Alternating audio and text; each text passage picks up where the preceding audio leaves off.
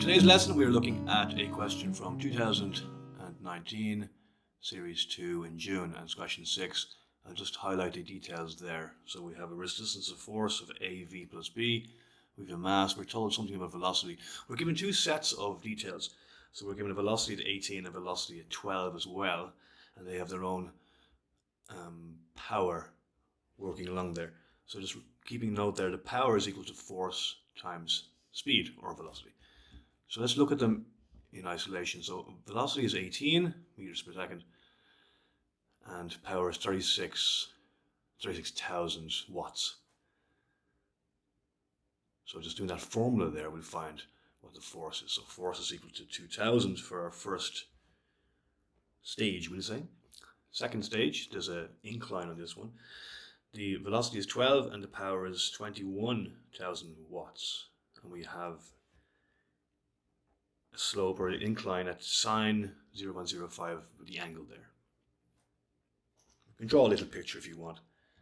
So the first one's horizontal, just running along, and the second part there we have a small angle.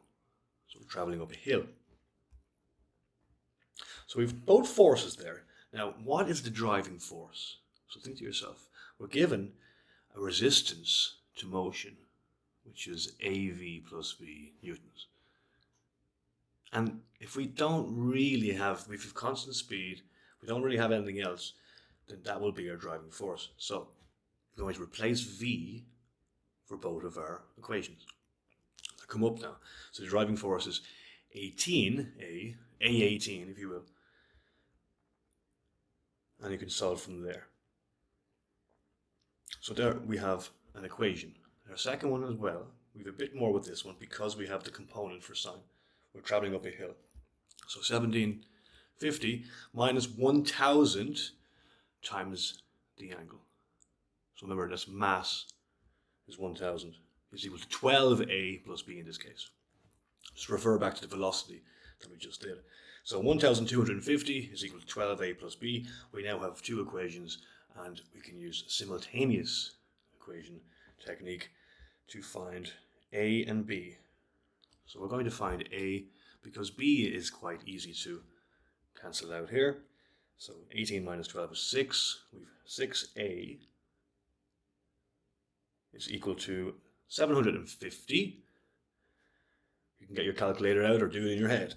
A is equal to 125. And from there, plug that into one of your two equations. And when I plug it in, I'll get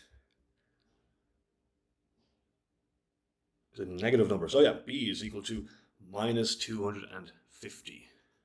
And you can just plug them back in, both of them, if you want to just make sure and check it. So I subbed in that first part to get the second part, as we do with simultaneous equations.